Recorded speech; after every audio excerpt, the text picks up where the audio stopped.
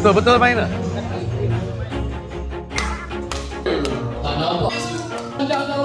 Okey.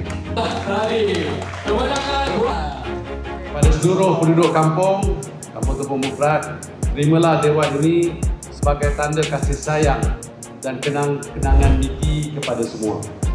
Gunakan dan jagalah ia sebaik-baiknya, dan saya juga berharap agar penduduk kampung dan sekitarnya dapat memanfaatkan projek yang telah dibangunkan ini dan menyemarakkan semangat perpaduan, permuafakatan dan juga keusahawanan.